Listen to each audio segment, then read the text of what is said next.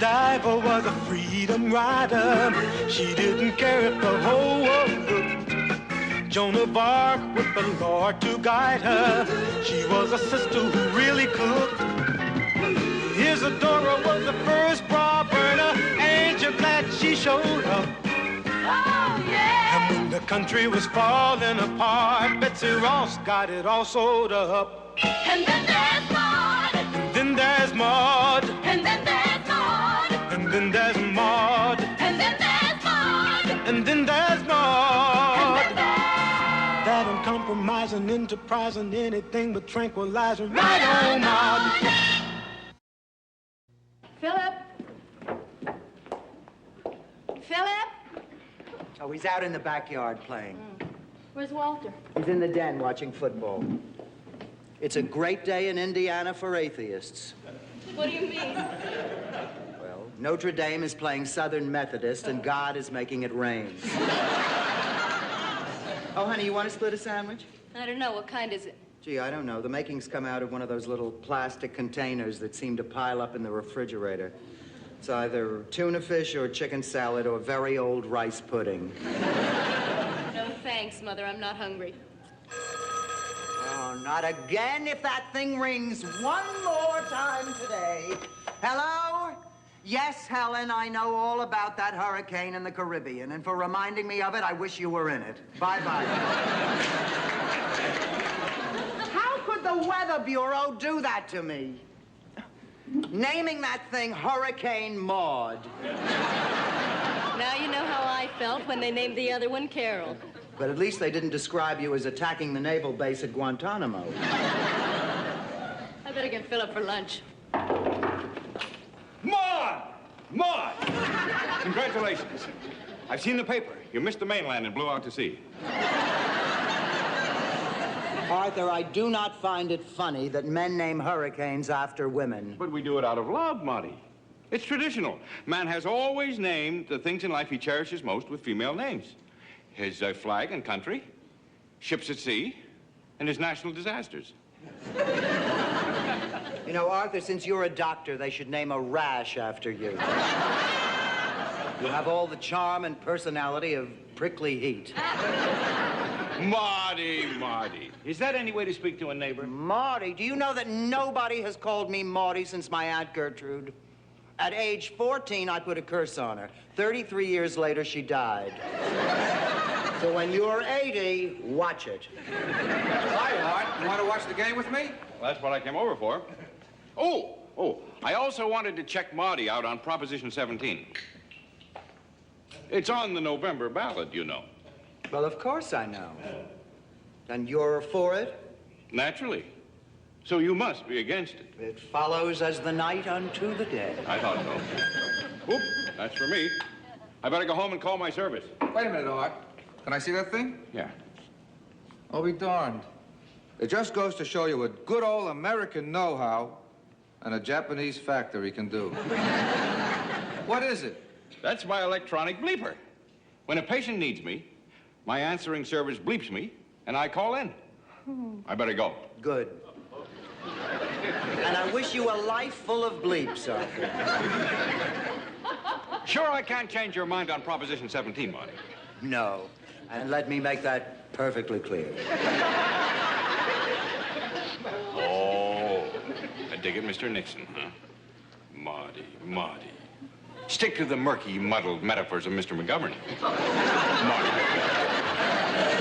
Oh, how that man ravishes reason. Lord, Arthur's been my best friend for longer than I've known you. And you know how I do it? By setting a very low standard for friendship. By never discussing politics. He's a conservative, but he's also a nice guy, and I wish you'd stop arguing with him all the time. Listen, with Arthur, it is not a matter of arguing. It's a matter of trying to re-educate a sick mind. What are you doing? I'm looking through the League of Women Voters pamphlet. I want to find out what Proposition 17 is. You don't know?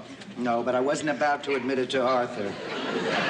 I'll rip his heart out! What is it? There is no Proposition 17. Don't laugh. What a lousy trick. Just play in your room, Philip. We'll talk about it later. That son of mine. Okay, what's he done now? I just found Philip behind the garage with Angela. You mean Arthur's granddaughter? Yes, both of them standing there without a stitch of clothing on, looking. For what? Philip said they were playing doctor. Oh, how adorable. Wonder what that kid'll think of next. I think he already has. I pray to God Arthur doesn't hear about this. Maude! Carol! There is no God. Prepare yourself for a shock. My granddaughter, Angela, age 7, visiting with her grandfather for a few innocent hours of fun, has just informed me that she's been playing doctor with your Philip out behind the garage. Yeah, We know, about Arthur. that. You know. Well, look at it this way, Arthur. Philip admires you. He was trying to emulate you. Then see that he has a nurse in the room the next time he's examining patients. I want that boy properly punished. For what? For being interested in his body? No, for being interested in my granddaughter. Arthur, what are you trying to do? Make a couple of 8-year-olds ashamed of their bodies? This is a question of morality, Maude. The boy must be punished. Well, shall we leave him stranded out in the desert, or would a simple crucifixion be enough? Maude, that is blasphemy. No, what's blasphemy is your attitude toward the human body, one of his masterworks. I see the situation here. This is a permissive household in a permissive society. The moral decay of this country increases by the minute, and you won't lift a finger to do anything about it. Carol, if the future of the country depends on it, spank the kid. Walter, that is not funny. And Arthur, leave it to you to twist the innocence of a couple of 8-year-olds looking at their own bodies. Each other's body. That's even lovelier. How can you twist that into a comment on the moral decay in our society? I'm not twisting it. Just go back to 1951 when Joe McCarthy found the State Department permeated with homosexuals. Joe McCarthy? He's doing it again, Walter. Arthur, you're off the subject. Oh, you do deny that there were homosexuals in the State Department in 1951. Arthur, you are off the subject. That's your whole answer. I'm off the subject. The entire country is getting sicker and sicker with pornography, dirty films, wife swapping. What? I think I'm losing my mind, Walter. All right, I'll ask you one more time. Do you or do you not deny that in 1951, the State Department was riddled with homosexuals? Arthur, the State Department was also riddled with heterosexuals. There were plenty of problems there, too, believe me. Arthur, will you please get back on the track? Burt Reynolds doing a nude centerfold. I told you I was losing my mind. I could have sworn I heard something about Burt Reynolds and the centerfold. You start with permissivity. You continue with sex education in the schools. And you wind up with Burt Reynolds lying naked in a magazine with a staple in his belly. Now, I've said it before, and I'll say it again. This country is going to hell on a toboggan. You figured that out, did you, Arthur? Listen, Walter, get him a fish from the freezer and let him jump in with the seals.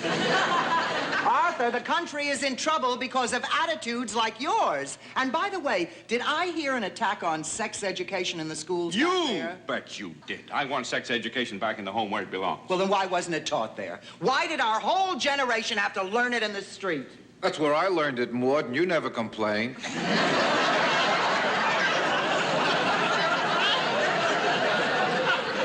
Where is it going to end? That's what I want to know. The other day, I was standing in the supermarket, picking over some lettuce, actually, when this 13-year-old girl rushed up to her mother, standing next to me.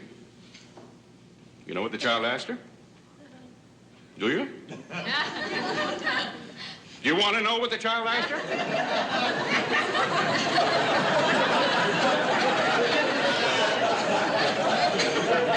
No, but you're going to tell us anyway. I can tell. The child asked her, Mommy, do you and Daddy play switchies? Now, the child asked that question because she had just been reading one of those paperbacks the censor was somebody or other at the book rack, where anybody of any age can pick up any filthy thing and peruse it until he becomes a pervert. Arthur, come on. You're working yourself into a fit. I came in here in a fit, Maude. Now I'm asking you people for the last time, what are you prepared to do about that boy? I will talk to him, Arthur. I will explain to him that you were upset because you hold different attitudes, but I am not going to punish him.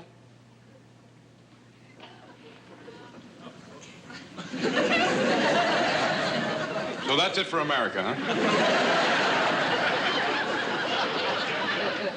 Pornography, drug culture, crime in the streets. Crime in the streets. Arthur, do you realize we have just gone from 2 kids playing doctor to crime in the streets? Arthur, my son is not a criminal. And it was not in the streets, it was behind the garage. Mother, that has nothing to do with anything. Carol, do not criticize the way I fight. But you're playing right into Arthur's hands. Carol, as a loving mother to a daughter, butt out. We are talking about my son. I will not butt out. Arthur, you are so hung up about... I am not! Yes, you are. Yes, you are. And about the human body, too. One of the wonders of the universe. A divine creation. Don't you hide behind words like divine creation with me, Maude Finley. You know what you are? You're all a bunch of degenerates. How dare you? There's I the will door. never set foot in this house again. And if you do, it'll be over my dead body. That's good enough for me. My best friend. I don't believe it. Believe it, Walter. Hurricane Maude has struck again.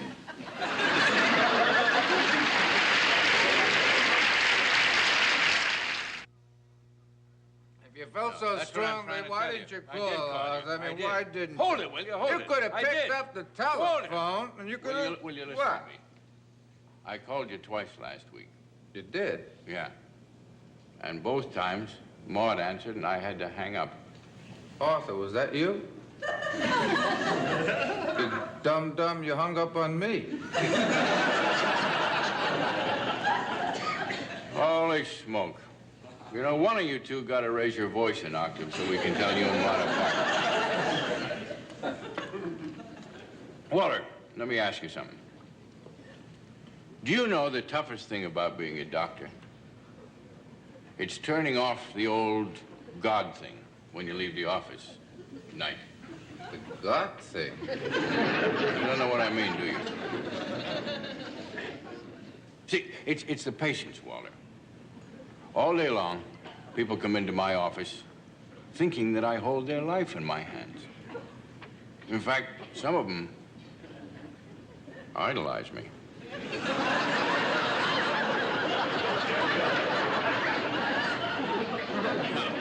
Who else do they feel that way about? God. So it's you and God, huh? Exactly. But I do try to turn it off. Now, here's the question. Do I succeed in turning off the God thing? Do I, Walter? You're a little smug, Arthur. And you do pontificate a little. Come on, the God thing. I idolize you. Oh, come on. Give me a straight answer, will you? Like right now, sitting here, see? Have I got the God thing turned off? Let me put it this way to you, Arthur. Sitting here, looking at you now, the last thing in the world I would think of is the divinity. That's very nice. No, I appreciate it. See, because Sheila, that's my daughter-in-law. Well, my son, too, for that matter. They say I don't turn the God thing off when I leave the office. They say that a visit from me is more like, you know, dissension from the mount. I'm really just an ordinary fellow. Quite ordinary, Arthur. You're a good friend. You know, I really have missed you. Listen, Arthur. Now, you said you wouldn't. But you'd step foot in my house again, wouldn't you? Ah, sure I would, Walter. As a matter of fact, I have never told this to another soul, living or dead. But Maude was right. Yeah. I do have a little, you know, hang up about sex.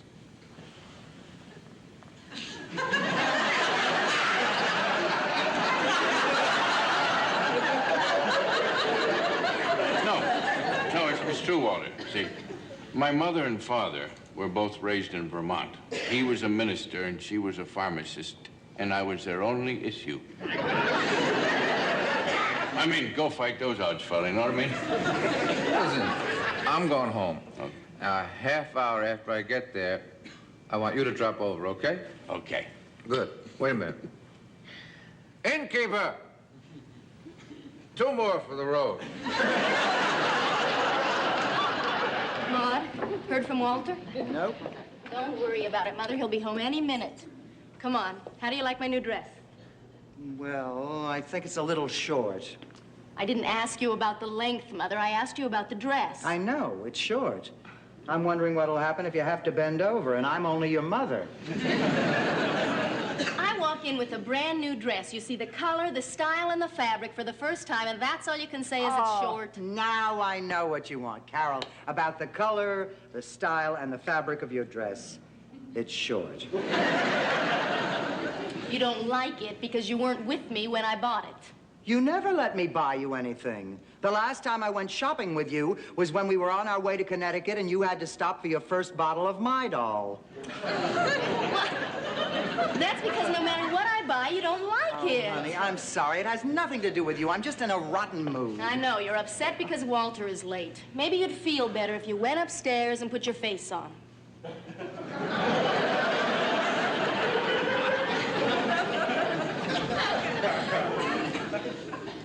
I put my face on.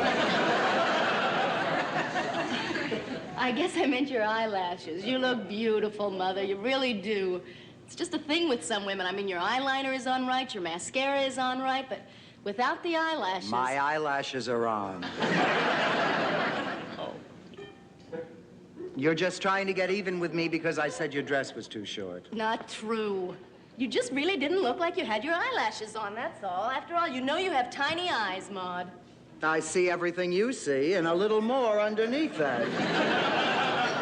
I didn't say you couldn't see, Mother. I said you have small eyes. Well, I could have had large eyes, but I turned them down. Anyway, you have no right to criticize my one feature that isn't perfect. I'm sorry. I know you're upset. Oh, you bet I am. Dinner is 1.5 hours late. The roast is ruined. And if Walter doesn't get home soon, he will be too. We had a late meeting. I'm sure of it, and I'm sure it was with Arthur. That's why I'm so upset.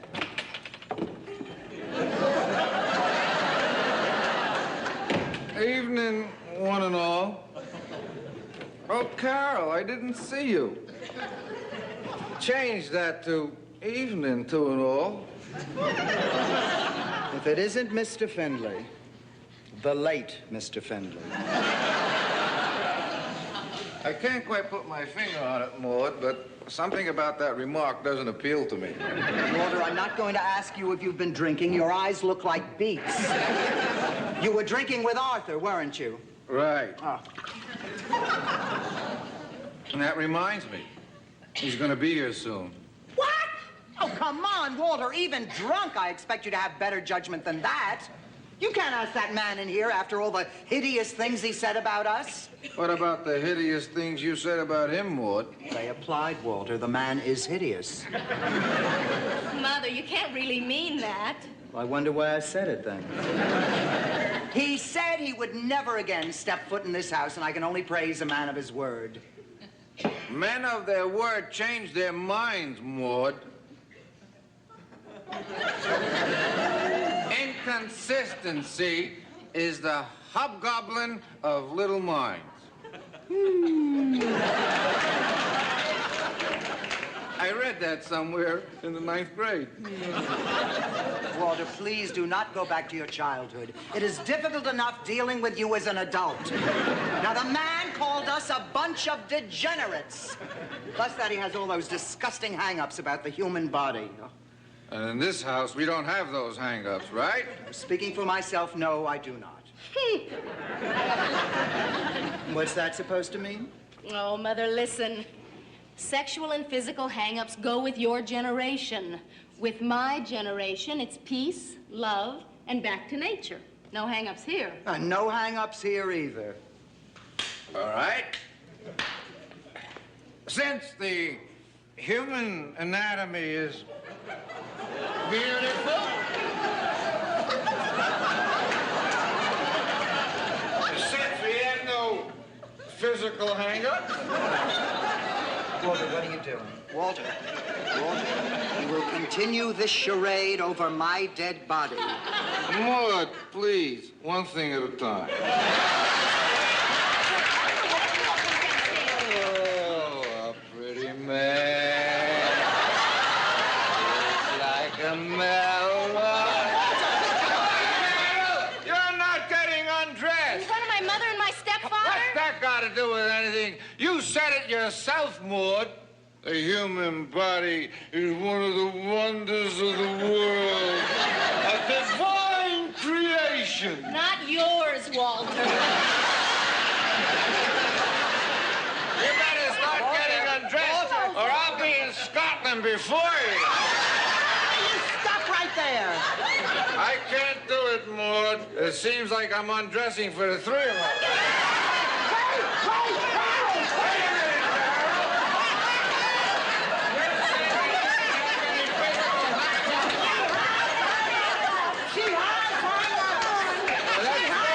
That's right, Maud. It's you that doesn't have the hang-up. Come on, Walter, please, pull up your pants. Carol, get his shoes. What are we doing down there? Walter, you're right. It hurts me to say this, but you're absolutely right. Maud. My Maud. You mean that people who live in glass hang-ups shouldn't throw stones? Exactly, Walter. You're absolutely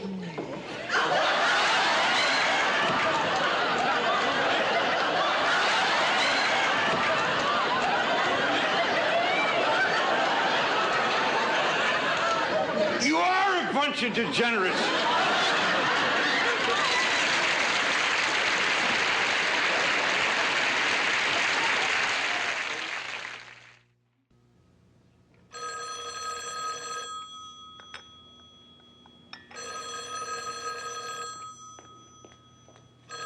Hello? No, this isn't Mr. Findlay. It's Mrs. Findlay. No, Mr. Findlay is too frightened to get out of bed. Oh, fine. All right, I'll have him call the office the minute he sneaks downstairs.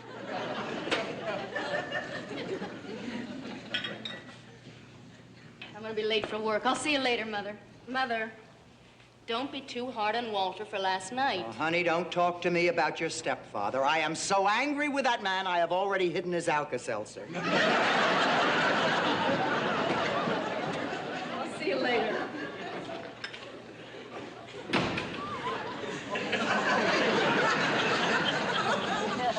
Oh, my head.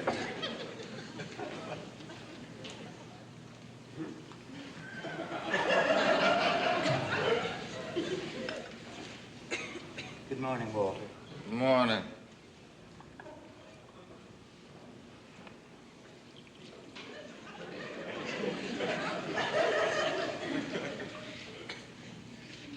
I was never so humiliated in my life. I know. In front of my daughter and your best friend. I know.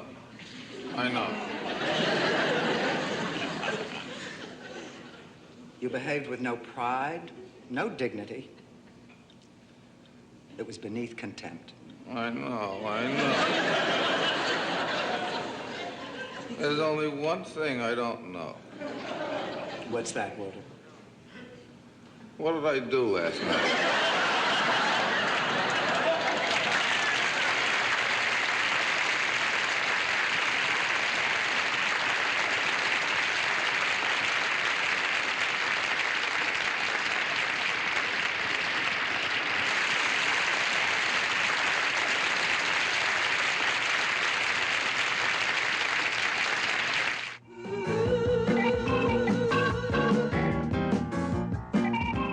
was recorded on tape before a live audience.